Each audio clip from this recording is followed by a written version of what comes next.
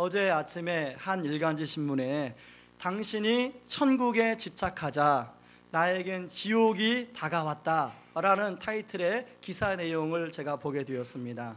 그래서 무슨 내용인가 살펴보니까 이제 남편이 사업을 하기 때문에 미처 가정을 제대로 돌아보지 못하고 바쁘게 그렇게 살았나 봅니다. 그런데 아내는 어떤 성향이냐면 아버님을 일찍 여의고 이제 남편을 의지해서 이렇게 살아왔어요. 근데 남편이 그 의지했던 남편이 밖으로만 도니까 뭔가 의지할 대상이 필요하잖아요. 그래서 사이비 교회를 발을 딛게 된 것입니다. 그 사이비 교회에 이제 발을 딛게 돼서 남편과 가정을 돌보지 않고 이혼 지경까지 이르렀다는 그런 내용이었습니다. 제가 그 기사의 일부분을 읽어드리겠습니다. 아내가 집을 나갔다. 남편이 속이 터지는 건 아내가 따라 나선 게 사랑에 빠진 다른 사내가 아니라 영혼을 구원해 준다는 하나님이란 점이다. 갑도 이런 갑이 없다. 대체 보이지 않는 신을 상대로 어떻게 싸우란 말인가. 남편은 허공을 대고 맨주먹질을 하는 기분이다. 그놈의 사이비 교회 좀 그만 가라. 남편이 참고 참다가 던진 이 말 한마디에 아내는 뒤 한번 돌아보지 않고 집을 나가버렸다. 식구들이야 어찌 되든 관심도 없는 모양이다. 아내는 연락도 없다. 대체 어느 하나님이 제 남편도 아이도 헌신짝처럼 내버리라고 한단 말인가. 저는 이 기사를 보는데 제 친구 가정이 생각이 났어요. 한 번은 제 친구가 전화가 왔습니다. 그래서 좀 만나자고. 그래서 그 친구를 만나서 이야기를 들어보니까 이 기사와 똑같은 케이스예요. 그 남편이 이제 제 친구가 그 당시에 공무원을 했는데 그 공무원이 밤늦게까지 이제 그 일을 하다 보니까 미처 아내한테 좀 소홀했나 봐요. 그러니까 아내가 사이비 교회에 빠져서 기도원에 들어가서 같이 문을 들어오지 않는다는 거예요. 이미 집을 나간 지 지금 몇 년이 됐다는 거예요. 그러면서 딸하고 지금 함께 살다가 도저히 어머니가 못 봐서 시골에 있는 어머니가 짐을 싸들고 자기 집으로 들어왔다. 네가 목사인데 이게 옳은 일이냐? 저한테 따지는 거예요. 내가 너 목사라. 그래도 친구 중에 목사도 혼자밖에 없어서 너 불러서 좀 이야기 좀 하고 싶었다. 제가 그 얘기를 듣는데 할 말이 없더라고요. 그러면서 그 친구하고 대화 끝나고 생각하면서 야, 목사 노릇 정말 잘해야겠다. 목사 노릇 잘못하면 큰일 나겠다. 제가 이 말씀을 준비하는데요, 신학교 들어가서 첫 수업 때 교수님이 하신 말씀이 생각나는 거예요. 세상에는 사람을 살리고 죽이는 세 가지의 직업이 있다. 하나는 법관. 법관이 판단, 재판을 어떻게 하느냐에 따라서 사람이 살릴 수도 있고 죽일 수도 있다. 또 하나는 의사. 의사가 얼마나 의료 기술, 그 지식에 잘 준비되었냐에 따라서 죽을 사람을 살리기도 하고 살 사람을 죽일 수도 있다. 세 번째, 목사. 목사는 그 중에서도 영혼을 다루는 사람들이다. 자칫하면 그 사람들을 죽일 수 있다. 잘하면 사람들을 살릴 수 있다. 근데 그 이야기가 신학교 1학년 때 들었던, 첫 수업 때 들었던 이야기가 항상 제 뇌리 속에 떠나지 않는 거예요. 여러분, 하나님이 원하시는 나라는 이런 나라의 모습이 아닙니다. 이것은 종교를 빙자한 인간 나라지 하나님 나라는 그런 나라가 아니에요. 하나님 나라는 나도 하나님 나라를 누리면 다른 가족들도 하나님 나라를 누려야 되는 게 그것이 맞는 하나님의 나라입니다. 저는 오늘 이 말씀을 통해서 하나님 나라가 어떤 모습이고 우리가 어떻게 하면 그 하나님 나라를 누릴 수 있는지를 좀 살펴보기를 원합니다. 여러분, 우리가 읽은 성경 본문은 니고데모라는 사람이 예수님을 찾아오는 이야기로 시작되고 있습니다. 이 니고데모는 유대인 지도자라 이렇게 표현하고 있는데 산헤드린 공회 회원이었습니다. 이 산헤드린 공회 회원은 종교적으로, 정치적으로 상당한 위치에 올라가야 들어갈 수 있는 70명 중에 그 중에 한 사람인 거예요. 근데 이 사람이 밤에, 한밤중에, 아무도 모르는 한밤중에 예수님을 찾아온 거예요. 예수님 찾아와서 한 마디가 뭡니까? 요한복음 3장 2절에 보니까 당신은 하나님께로부터 오신 선생님인 줄 내가 압니다. 왜냐하면 당신이 이제까지 일으킨 표적을 보니까 당신이 참 하나님부터 온 선생님입니다. 그런데 이 니고데모가 자기가 예수님을 찾아온 목적을 밝히지 않아요. 그런데 예수님은 이미 요한복음 2장 25절에서 사람의 속에 있는 것을 다 아신다고 그렇게 말씀하고 있습니다. 니고데모가 왜 찾아왔는지 아시고 예수님이 3절에서 거듭나지 아니하면 하나님 나라를 들어갈 수 없다 이렇게 이야기하고 있는 거예요. 그러니까 예수님의 대답을 보니까 이 니고데모가 찾아온 이유가 어떻게 하면 하나님 나라에 들어갈 수 있고 어떻게 하면 영생을 얻을 수 있는지가 궁금했던 것 같아요. 그래서 그 마가복음 10장 17절에 나오는 부자 청년과 같은 그런 궁금증이 이 니고데모에게 있었던 것 같습니다. 마가복음 10장 17절에 보면 예수께서 길에 나가실새 한 사람이 달려와서 꿇어 앉아 묻자오되 선한 선생님이여 내가 무엇을 하여야 영생을 얻으리이까 이렇게 물어보는 내용이 나와요. 그 니고데모 안에도 이 영생 하나님의 나라에 대한 목마름을 가지고 있었다는 것을 알 수 있습니다. 그런데요, 이 니고데모 종교적으로 구약 성경에 참 해박하고 나름대로 그 분야의 전문가임에도 불구하고 하나님 나라를 누리지 못하고 있다는 거예요. 그 하나님 나라를 누리지 못한 이유는 뭐냐면 니고데모가 쓰고 있는 이 안경에 문제가 있다는 거예요. 그러면서 주님이 오늘 본문에 몇 가지 니고데모의 안경의 잘못된 부분을 지적하고 있는데 첫 번째는 신앙 고백의 안경이 잘못되었다는 것입니다. 2절 말씀을 보시기 바랍니다. 니고데모가 예수님한테 찾아와서 랍비여 우리가 당신은 하나님께로부터 오신 선생님인 줄 아나이다 이렇게 고백합니다. 여러분 신앙 고백은 3인칭 복수로 고백해서는 안 됩니다. 신앙 고백은 1인칭 단수로 신앙을 고백해야 돼요. 예를 들면 우리가 당신은 이건 정확한 신앙 고백이 아니에요. 정확한 신앙 고백은 나는 이렇게 고백해야 정확한 신앙 고백입니다. 여러분 그 구약 성경에 나오는 창세기 32장에 나오는 야곱이 하나님께 기도할 때 뭐라고 고백합니까? 32장에 이렇게 고백합니다. 내 조부 아브라함의 하나님 내 아버지 이삭의 하나님. 이건 3인칭 고백이잖아요. 3인칭. 우리 아버지가 믿었던 하나님, 우리 할아버지가 믿었던 하나님 이렇게 고백하고 있지 않습니까? 그런데 32장에서 밤새도록 하나님과 씨름하며 브니엘 하나님의 얼굴을 대면하는 사건을 야곱이 경험하게 됩니다. 그러고 나서 창세기 35장 3절에 야곱이 하나님을 어떻게 고백하냐면 내 환난 날에 내게 응답하시며 내가 가는 길에서 나와 함께 하신 하나님 이렇게 고백합니다. 뭐가 달라졌습니까? 32장의 첫 부분에서는 내 아버지 하나님, 내 할아버지 하나님인데 이제 야곱이 하나님을 인격적으로 만나고 나니까 나의 하나님이 되었어요. 내 환난 날에 응답하시고 내가 가는 길에서 나와 함께 하신 하나님. 여러분 우리가 신앙생활하는 가운데 어떤 분은 여전히 우리 아내의 기도에 응답해 주시는 하나님 이렇게 믿는 분이 있다면 그 기도가 나에게 만나주신 하나님으로 바뀌어야 하는 줄 믿습니다. 여전히 우리의 아버지, 우리 어머니가 만나주셨던 그런 하나님이 아니라 나의 하나님으로 고백되어지는 그런 신앙 고백이 있어야 된다는 것입니다. 여러분이 혹시 3인칭 단수로 3인칭 복수로 여전히 여러분 안에 신은 신앙 고백이 남아있다면 그 신앙 고백이 1인칭으로 바뀌어지는 그런 은혜가 있기를 주님의 이름으로 축원합니다.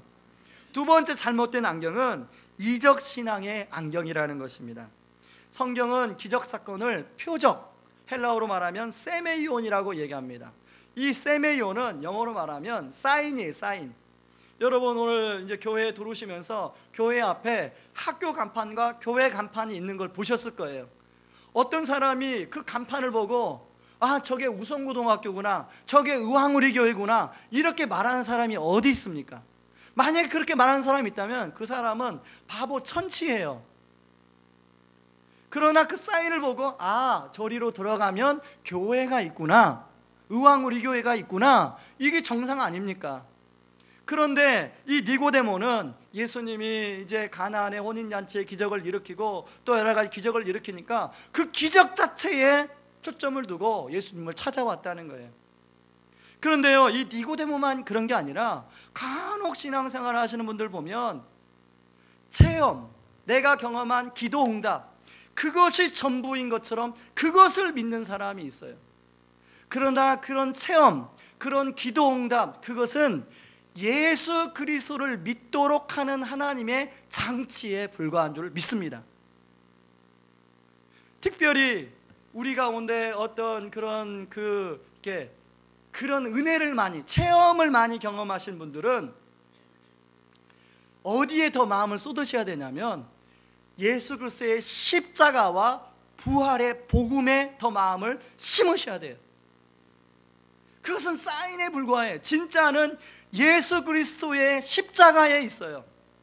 그래서 바울이 로마서나 바울 서신에 보면 한 번도 그런 기적이나 그런 어떤 이적에 초점을 맞춰서 이야기하지 아니하고 예수 그리스도에 초점을 맞춰서 바울이 이야기하는 것을 볼 수 있습니다.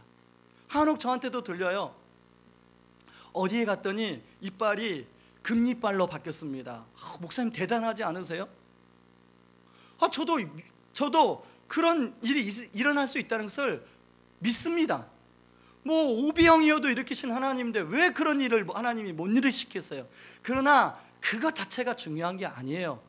그것은 그 사람이 하도 예수님을 안 믿으니까 그렇게 해서라도 예수님을 믿게 하려고 한 하나님의 장치예요. 그러니까 그런 사람들은 이제 더 어디에 마음을 쏟아야 돼요? 예수 그리스도 그분에게 마음을 쏟아야 돼요. 제가 예전 교회에서 이제 자꾸 그런 성도님들이 있어서 제가 교구 순장님들을 모아놓고 그런 비유를 한번 들은 적이 있습니다.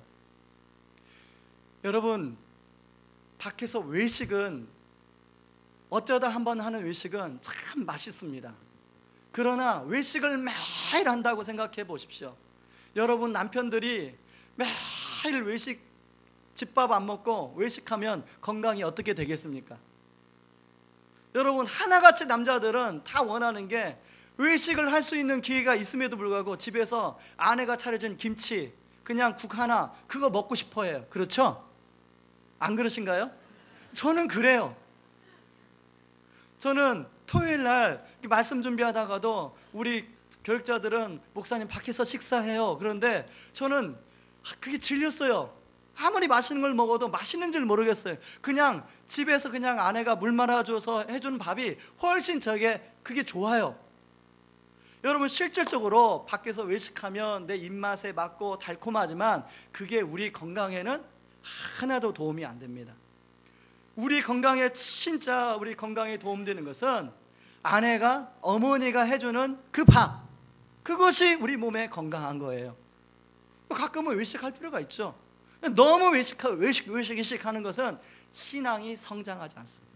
제가 그런 비유를 들었어요.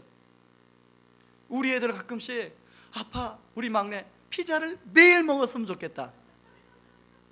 여러분 어떤 부모가 피자를 매일 사주는 부모가 어디 있습니까? 저는 우리 주일학교 선생님들한테 불만이에요. 저희 집은 치킨, 피자 가급적이면 안 사주거든요. 왜? 애들이 그 입맛을 알까 봐.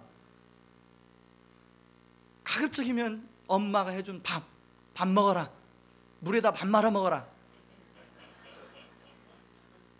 밤늦게 뭐 하다가 아빠 치킨. 우리 큰애는 항상 치킨 이렇게 문 앞에 붙어있는 광고지를 저한테 늘 갖다가 대밀어요. 그러면 저는 받자마자 바로 쓰레기통에 내집어넣어요. 밥 먹어라. 그렇게 하는 이유가 무엇입니까? 그런 거 먹으면 몸의 건강에 하나 이롭지가 않아요. 마찬가지입니다. 여러분 진짜 우리가 마음을 기르어야 할 것은 히브리서 11장에 말한 우리를 온전케 하신 예수 그리스도에게 우리가 마음이 기울여져야 할 줄 믿습니다. 세 번째는 이 니고데모가 자기 지식의 안경을 갖고 있었다는 거예요. 니고데모는 예수님이 거듭나야 한다고 말씀을 해도 깨닫지를 못합니다. 예수님이 성령에 대해서 이야기를 해도 깨닫지를 못해요. 왜냐하면 이 니고데모가 자기 나름대로 이 지식의 틀이 있었어요. 참 많은 걸 알고 있었지만 자기 틀이 있다 보니까 이 틀로 예수님의 말씀을 아무리 깨달으려도 깨달아지지가 않는 거예요. 그런 니고데모에 대해서 예수님 뭐라고 합니까? 너는 이스라엘 선생으로서 이러한 것들을 알지 못하느냐? 오히려 니고데모를 책망하지 않습니까? 여러분, 니고데모가 이해하지 못하고 동문서답하는 이유, 그것은 자기 가지고 있는 지식이 너무 많아서 그래요. 얼마 전에 러시아에서 운석우가 떨어졌습니다. 그래서 1200명 정도 되는 분들이 다치고 또 죽기도 하고 그랬어요. 그런데 지금까지도 과학자들이 운석우가 어디서 떨어졌으며 왜 떨어졌는지 이유를 못 밝히고 있어요. 여러분, 지금 현대 과학이 얼마나 많이 발전했습니까? 우리가 나름대로 알고 있는 지식으로 참 모든 것을 규명한다고 하는데, 그 갑자기 떨어진 운석우 1200명이 죽고 다쳤는데도 그 원인조차도 밝힐 수 없는 게 그게 인간 지식의 한계라는 것입니다. 그렇다면 우리가 알고 있는 것이 전부가 아니라는 거예요. 우리가 알지 못하는 것이 너무도 많다는 거예요. 특히 영적인 일은 영적으로야 분별할 수 있기 때문에 우리가 가지고 있는 인식의 틀 안에서 그걸 자꾸 재단하고 그걸 논리적으로 접근하면 그게 이해가 안 되는 게 당연하죠. 그럴 때 너무나 그것을 재단하려고 하지 마시고, 그냥 이해 안 되는 것은 때로는 나중에 좀 이해가 되겠지, 그러고 사모하다 보면 성령님께서 자연스럽게 그 마음에 이해할 수 있도록 해주시고 그걸 믿을 수 있도록 마음을 주신다는 것입니다. 그런 니고데모가 이런 잘못된 안경을 쓰고 있었지만 니고데모 안에 있는 그 영생 하나님 나라에 대한 갈망을 하나님이 아셨어요. 예수님이 아셨어요. 그래서 니고데모에게 어떻게 하면 하나님 나라를 들어갈 수 있고 볼 수 있는지 그 비밀을 설명해 주고 있습니다. 예수님은요, 이 땅에 오셔서 하나님 나라에 대해 참 많이 말씀하셨어요. 저는 왜 그렇게 말씀하셨을까 생각하면서 예전에 우리 아이 어렸을 때 이제 아이가 막 옹알옹알 하는데 집사람이랑 저랑 아마 지금 철인가 봐요. 딸기를 맛있게 먹는데 갑자기 그런 생각이 드네요. 얘가 빨리 커서 이 맛있는 딸기 맛을 알았으면 좋겠다. 그게 부모의 마음 아니겠습니까? 맛있는 것을 자식에게 주고 싶은 그 마음이 부모의 마음이잖아요. 바로 그게 예수님의 마음이고 하나님의 마음이에요. 예수님은 하나님 나라를 경험하신 분이에요. 이 땅에 내려보니까 인간들이 인간 나라만 만들어 놓고 사니까 이리 치이고 저리 치이고 이리 빼앗고 저리 빼앗고 온갖 이 세상이 난리 법석으로 돼 있으니까 그분 가운데 하나님 나라가 이루어지기를 우리 주님이 원하시는 거죠. 그렇다면 우리가 신앙생활 하면서 그런 하나님 나라를 우리가 경험하고 또 우리를 통해서 그런 하나님 나라가 확장되어야 되지 않겠습니까? 그러기 위해서 어떻게 해야 되냐면, 첫 번째로는 제대로 된 안경을 써야 됩니다. 제가 고등학교 2학년 때부터 지금 이 안경을 쓰고 있는데요, 저는 시력이 좋습니다. 그래서 안경을 벗고도 멀리 있는 분이 누구누구 앉으셨는지 다 보여요. 근데 왜 안경을 쓰냐? 난시입니다. 난시다 보니까 안경을 안 쓰면 책을 못 봐요. 어지러워서. 그리고 이게 겹쳐 보이고. 근데 최근에 책을 보는데 이렇게 보면 글씨가 안 보이는 거예요. 이렇게 보니까 보이는 거예요. 이제 노안이 온 거죠. 그래서 이제 안경을 내가 바꿔야겠다는 생각이 들기 시작했습니다. 여러분, 마찬가지예요. 니고데모가 그전까지는 나름대로 자기가 갖고 있는 지식으로 그게 이해가 됐는데, 이제는 하나님 나라를 들어가고 하나님 나라를 보려면 안경을 바꿔야 된다는 거죠. 그래서 요한복음 3장 3절에 그 안경을 설명하고 있습니다. 같이 읽습니다. 시작. 예수께서 대답하여 이르시되 진실로 진실로 내게 이르노니 사람이 거듭나지 아니하면 하나님 나라를 볼 수 없느니라. 거듭나야만이 하나님 나라를 볼 수 있다는 것입니다. 이 거듭남, 이거 다시 태어난다는 말 아니에요? 육적으로 한번 태어나고 영적으로 다시 태어나야 된다는데, 영적으로 어떻게 태어나냐면 물과 성령으로 태어나야 된다고 말씀하고 있습니다. 성령으로 태어난다는 것은 무슨 말인지 알겠는데, 이 물로 태어난다는 게 무슨 말인가? 이 말씀을 알려면 요한복음 4장을 보면 알 수 있어요. 요한복음 4장에 보면 4장 14절, 내가 주는 물을 마시는 자는 영원히 목마르지 아니하리니 내가 주는 물은 그 속에서 영생하도록 솟아나는 샘물이 되리라. 다시 말해서 예수님이 주고자 하는 물이 무엇입니까? 복음 아닙니까? 사람들이 복음을 믿고 복음을 듣고 그 복음을 받아들이고 정말로 예수님이 원하시는 영생의 선물을 받기를 원하시는 것 아니겠습니까? 그러므로 이 복음과 성령으로 거듭나야 된다는 거예요. 여러분, 요한복음 1장 12절에 보면 누구든지 나를 믿는 자는 하나님의 자녀가 되는 권세를 주신다고 말씀하고 있어요. 그리고 복음과 성령으로 예수님을 믿으면 하나님의 자녀로 다시 태어나는 거예요. 그런데요, 여러분, 복음을 듣고 성령이 역사하지 않으면 그 사람이 예수님을 받아들일 수가 없습니다.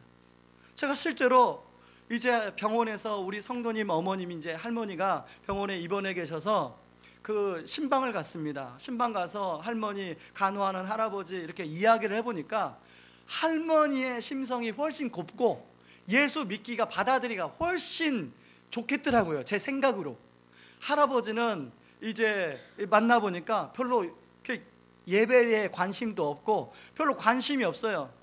그래 기도하다가 할머니에게 내가 복음을 전해야겠다. 그러고 이제 기회를 보고 찾아갔습니다. 그래서 이제 처음에 가서 이런저런 이야기를 하다가 복음을 전하기 시작하고 복음을 점점 더 깊이 들어가는데 놀라운 것은요, 그 복음을 잘 들을 것 같던 할머니는 복음을 듣지 않고 복음을 듣지 않을 것 같던 할아버지, 그 할아버지 바로 위에는 TV가 있었어요. TV에서 계속 얘기하는데 그 할아버지가 복음에 대해서 귀를 기울이기 시작하더라고요. 그리고 나중에 영접기도 하겠냐고 할아버지한테 물어보니까 할아버지가 하겠다고 그러고, 할머니한테 물어보니까 그 할아버지가 그 예수님을 영접하고 나중에 제사까지 폐하는 놀라운 일이 있었습니다. 그러니까 성령께서 그 마음을 움직여 주셔야 복음을 받아들일 수 있는 거예요. 여러분, 복음의 핵심 두 가지, 이제 예수님을 전하고 복음을 전하고 짚어드리는 두 가지가 있습니다. 하나는 뭐냐면 예수님을 영접한다는 것은 예수님을 구주로, 나의 구주로 믿는 것입니다. 그게 무슨 말입니까? 이제까지는 내가 죄 가운데 살았는데 예수님이 십자가에서 내 죄를 다 용서해 주시고 나를 이제 하나님의 자녀로 삼아 주셔서 예수님이 나의 구세주, 그런 가운데 나를 구원해 주신 그 구주로 믿는 건 그 말씀입니다. 또 하나는 예수님을 주님으로 믿는다는 거예요. 예수님을 주님으로 믿는다는 것이 무엇입니까? 이제까지는 내가 주인 되어 살았는데 이제는 예수님을 내 삶의 주인으로 하나님의 말씀을 따라 살겠습니다. 그게 주님으로 믿는다는 건 아니겠습니까? 하나님을 주인으로 모시고 하나님 말씀대로 살아가게 되면 바로 하나님 나라가 이루어지는 것입니다.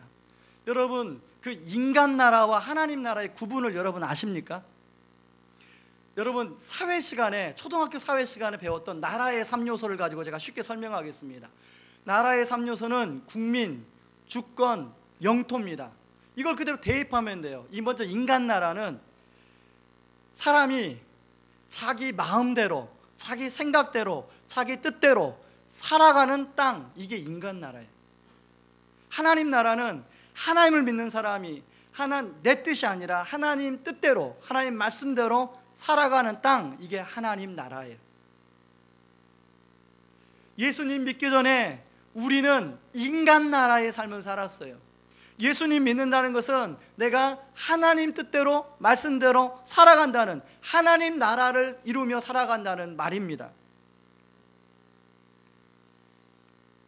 예를 들면 회사에서 사장님이 직원들을 염두에 두지 않고 생각하지 않고 자기 뜻대로, 자기 좋은 대로, 자기가 유익한다고 어떤 결정을 해봤다고 생각해 봅시다. 가정해 봅시다. 그러면 그 피해는 그 직원들한테 돌아갈 거 아니에요. 그 직원들이 어려움이 있을 거 아니에요. 사장만 천국이고 직원이 지옥이면 그건 하나님 나라가 아니에요. 인간 나라죠. 교회도 마찬가지예요.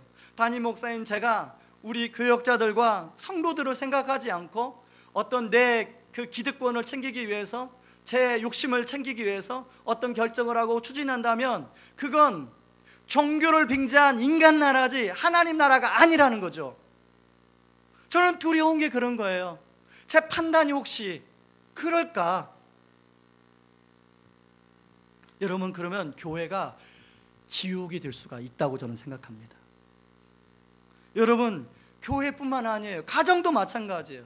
가장이 자기가 경제권을 줬다고 그래서 마음대로 자기가 좋을 대로 마음대로 그 경제권을 행사하고 다른 가족들한테는 그걸 베풀지 않으면 다른 가족들은 지옥이 되는 거예요.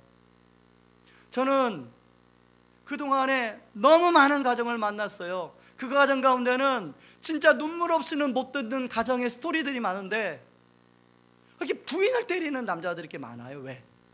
혹시 이 가운데 있습니까? 어느 신혼부부의 신방을 갔습니다.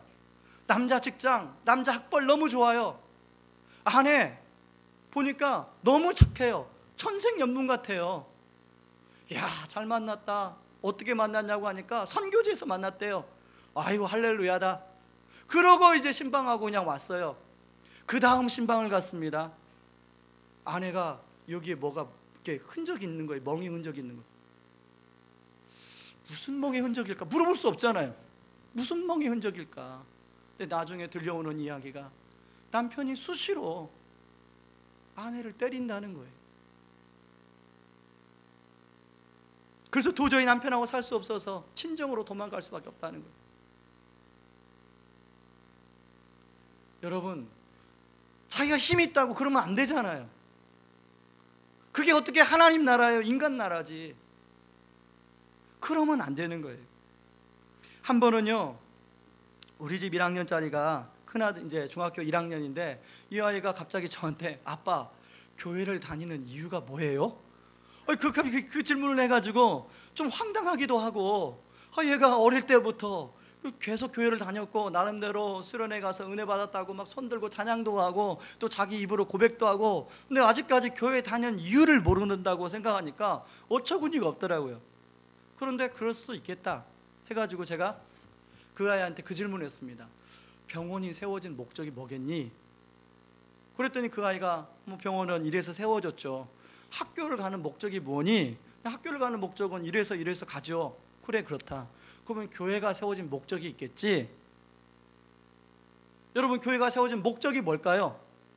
교회가 세워진 목적은 하나님의 나라를 사람들로 하여금 느끼고 맛보고 누리도록 도와주고, 그 하나님 나라를 교회를 통해서 확장하도록 세워주신 것이 하나님, 그 교회를 세워진 목적이에요. 그게 교회가 세워진 본질이에요. 만약에 교회가 그걸 하지 않으면 교회가 본질을 추구하지 않는 거예요. 그런데 많은 교회들이 그런 본질을 떠나서 교회가 하나의 사교 단체가 되어버렸어요. 제가 우리 아이한테 그걸 설명해 줬더니 우리 아이가 그때서야 이해가 됐는지 안 됐는지 모르겠지만 고개를 끄덕끄덕 하더라고요. 여러분, 우리가 신앙생활하면서 우리 자신에게 던져보아야 될 두 가지 질문이 있습니다. 첫 번째 질문은 내가 지금 하나님 나라를 누리며 살아가고 있는가? 더불어 우리 가정은 하나님 나라가 이루어지고 있는가? 그 또 하나의 큰 질문이 있어요. 나를 통하여 하나님 나라가 확장되고 있는가? 우리가 신앙생활하는 이유가 이겁니다. 이 두 가지 질문을 기준으로 삼고 우리의 신앙생활이 수시로 점검되기를 주님의 이름으로 축원합니다. 우리가 하나님 나라를 경험하게 큰 두 번째는 제대로 된 예수쟁이로 살기. 19절에 보면요, 인간 나라의 실체의 모습이 드러나고 있습니다. 19절 같이 읽어봅니다. 그 정죄는 이것이니 곧 빛이 세상에 왔으니 사람들이 자기 행위가 악함으로 빛보다 어둠을 더 사랑한 것이니라. 자기가 주인된 삶은 자기가 주인되다 보니까 자기 욕심대로 하다 보니까 죄 가운데 거할 수밖에 없어요.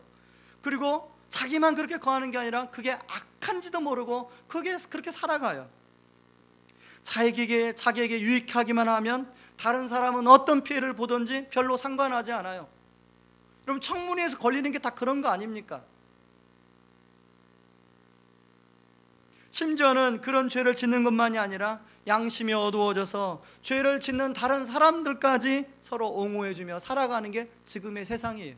그걸 로마서 1장은 잘 설명해주고 있습니다. 로마서 1장 28절 32절을 우리 남자 성도님, 여자 성도님이 교독하며 한번 읽어보겠습니다. 먼저 남자 성도님 시작.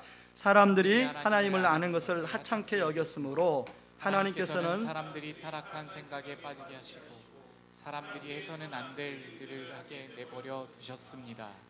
여자 성도님들, 그들은 온갖 불의와 악행과 탐욕과 악독으로 가득 찬 사람들입니다. 또한 시기와 살인과 다툼과 속임과 저기로 가득 찼으며 남에 대해 말하기를 좋아하고 남들을 비방하고 하나님을 미워하며 거만하고 건방지며 뽐내기를 잘합니다.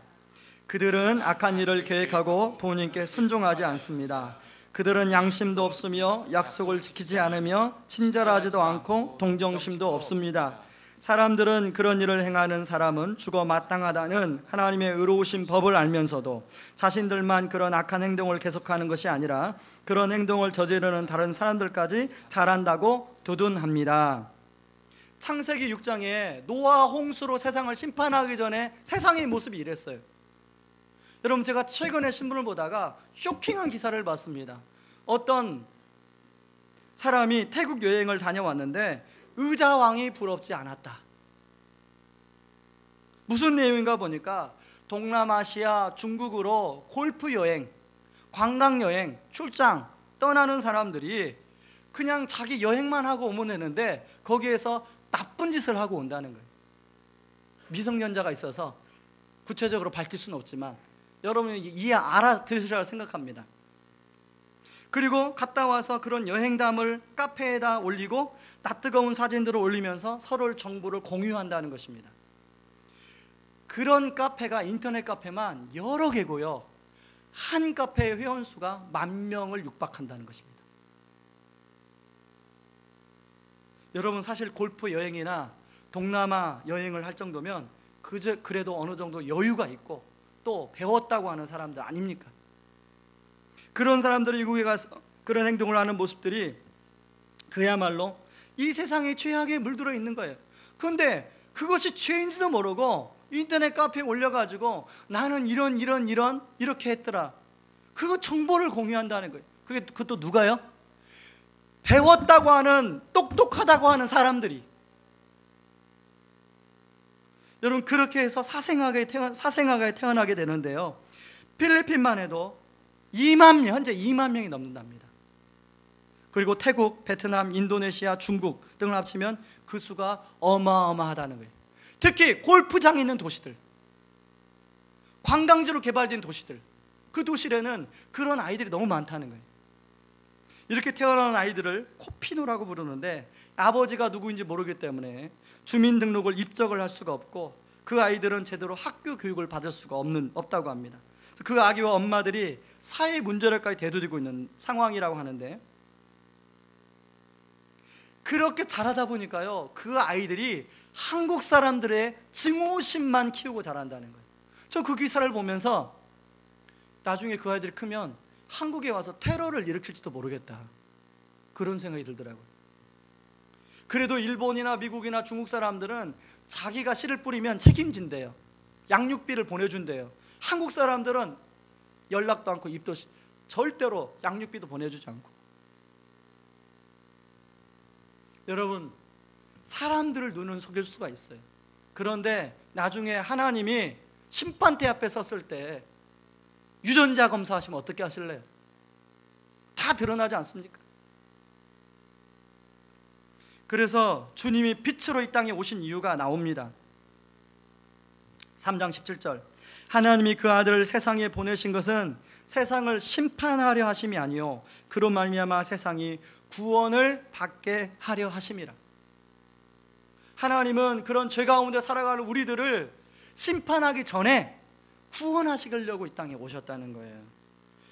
김세윤 교수님의 구원이란 무엇인가 그 책에 보면 구원은 예수님을 나의 구주와 주님으로 믿는 것과 동시에 그렇게 예수님을 믿음으로 말미암아 삶의 모든 영역에서 하나님 나라를 경험하며 누리며 살아가는 것, 그게 구원이라고 이야기하고 있습니다.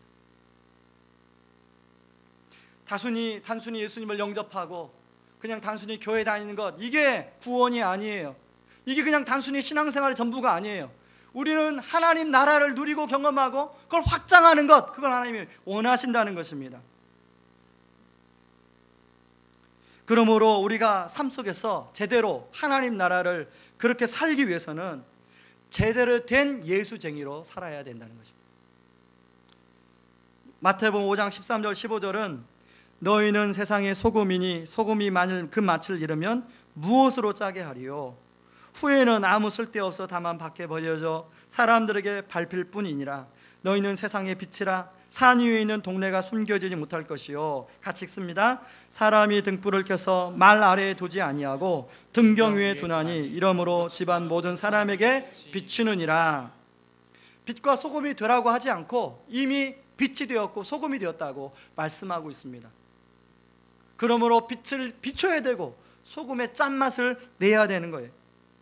여러분, 니고데모가 이렇게 밤을 찾아와 예수님과 심도 깊은 질문하고 니고데모가 변화가 되었을까요? 요한복음 19장에 보면 요한복음 19장 39절에 예수님이 십자가에 못 박힌 다음에 제자들은 다 뿔뿔이 도망갔어요. 그런데 아리마대 사람 요셉과 니고데모만 예수님의 십자가에 못 박힌 곳에 찾아왔어요. 일찍이 예수께 밤에 찾아왔던 니고데모도 몰약과 침량 섞은 것을 100리트라쯤 가지고 오더라. 예수님 시체에 그걸 붓기 위해서 가장 자기가 귀한 것을 가지고 왔어요. 니고데모 안에 변화가 있었다는 건 아니겠습니까? 한참 전세금이 폭등할 때요, 어느 교회는 전세금 안 올리기 운동을 한 적이 있습니다. 다른 주인들이 전세금을 올린다고 다 올리면 그 피해자가 세입자들이 보기 때문에 그래도 여유가 있는 집주인들은 전세금 올리지 말자, 그렇게 운동을 펼쳤어요. 그랬더니 그 교회 홈페이지에 여러 성도님들이 그걸 참여했어요. 우리도 남편하고 상의해서 합의해서 전세금을 올리지 않기로 했다. 제가 예전에 한번 말씀드린 것 같은데 개척하고 얼마 되지 않아서 한 자매님이 등록도 안 왔는데 저한테 상담을 의뢰했어요. 목사님, 우리 시어머니께서 돌아가신 지가 얼마 되지 않아서 이번 주 주일날 시제를 지내게 됩니다. 근데 며느리가 위에 형님하고 저밖에 없습니다. 형님은 교회 간다고 그날 못 온다고 하는데 저도 교회를 나올까 거기를 갈까 고민인데 목사님 어떻게 하면 좋겠습니까? 저는 우리 시어른들을 좀 전도하고 싶은 강한 마음을 하나님 주셨습니다. 제가 뭐라고 답변을 해드렸냐면, 자매님 안에 있는 그 시어른들, 시댁 식구들을 구원하고자 하는 그 마음을 하나님이 이미 받으셨습니다. 그렇기 때문에 자매님이 주일날 그 예배 시간이 겹쳐서 그냥 시댁에 가서 시어른들을 잘 섬기십시오. 그리고 수요일날 오셔서 자매님 그런 마음을 가지고 하나님께 영광스럽게 예배 드리십시오. 나중에 그런 섬김이 그분들의 마음을 여는 통로가 될 수 있습니다. 단 하나 기억해야 할 것은 우리가 순교자적인 신앙을 가지고 주일 성수하는 거 너무 중요합니다. 너무 지켜야 할 거 중요해요. 그러나 그보다 먼저 앞서야 될 원칙은 선교자적인 신앙입니다.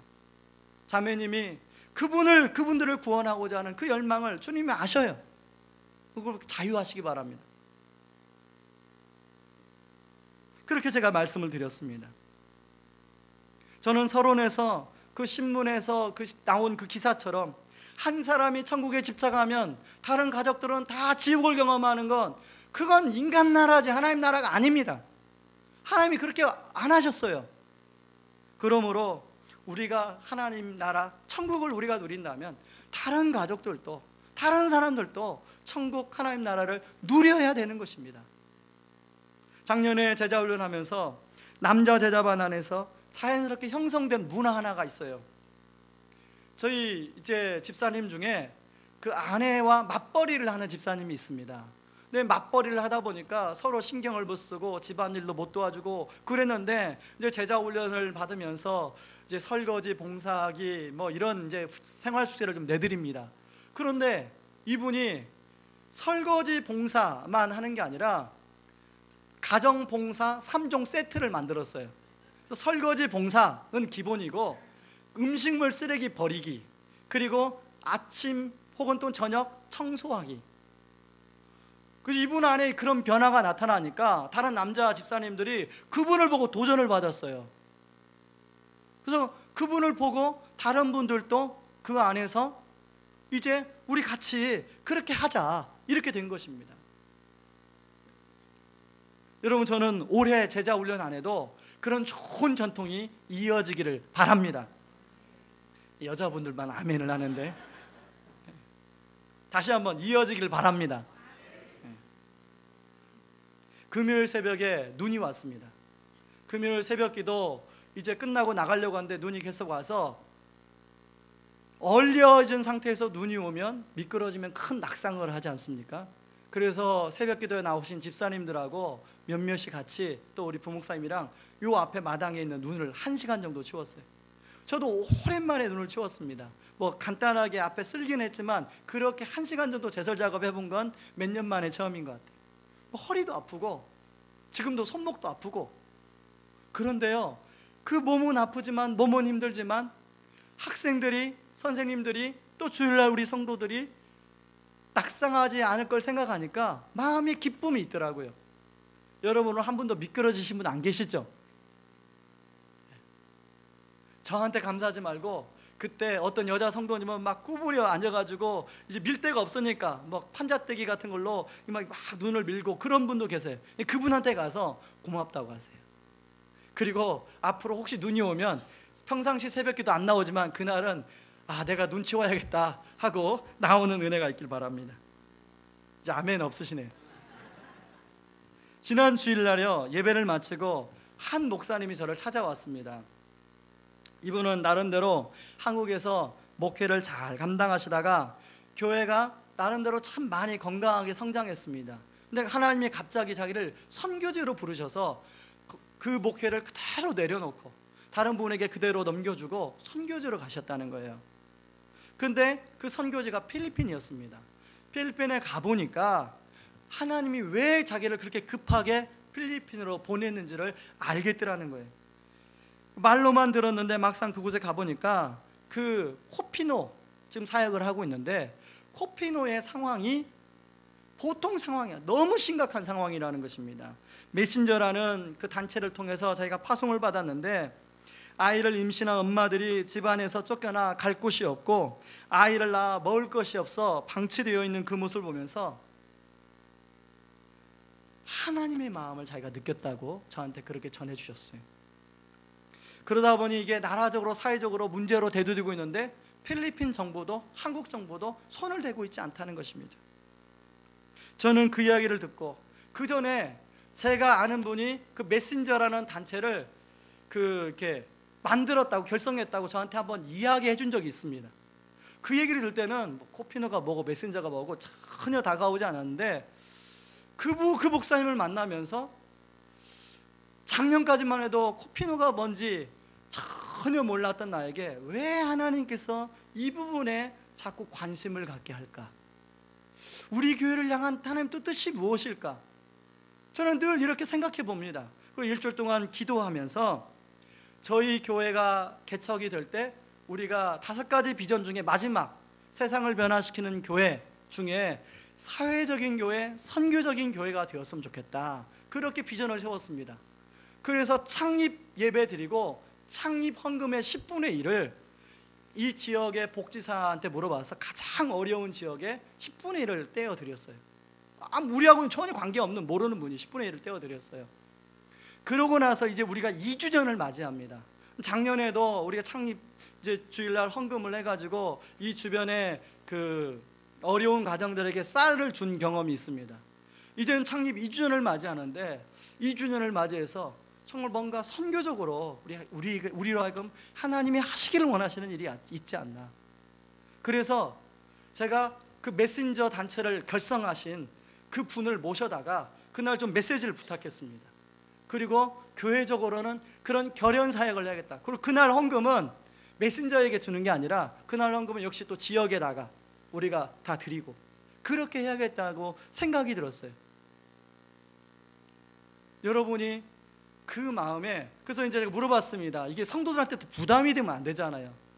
그런데 컴패션 같은 경우는 하나의 후원하는데 45,000원인데 이 메신저는 3만 원이래. 또 그것도 또 부담스러운 성도님들이 있어서 참 메신저 단체가 아주 그걸 3등분해서 10,000원씩 후원해도 된답니다. 그래서 세 사람을 묶어서 한 아이를 그렇게 한 달 생활할 수 있도록, 그 아이 우유값, 그 아이가 또 그 모자 보건센터에서 보호를 받을 수 있는 돈, 장차는 그 아이가 이제 유치원을 가면 유치원 교육비 이렇게 지원해 줄 수 있도록.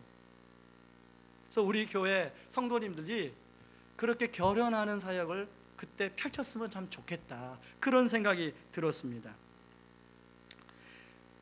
말씀의 결론을 맺겠습니다. 우리는 니고데모처럼 하나님에 대한 갈증을 가지고 있지만 잘못된 안경을 쓰고 있지 않습니까? 니고데모는 신앙 고백이라는 오류의 안경을 쓰고 있었고요, 이적 신앙의 안경을 쓰고 있었고, 편협한 지식의 안경을 쓰고 있었습니다. 하나님은 그 안경을 벗어버리고 제대로 된 복음과 성령의 안경을 쓰고 그렇게 제대로 된 예수쟁이로 살기를 우리에게 원하신다는 것입니다. 그렇게 될 때 우리도 하나님 나라를 누리고 또 우리를 통해서 다른 사람들이 그런 하나님 나라를 경험하게 되는 놀라운 일들이 있을 줄 믿습니다.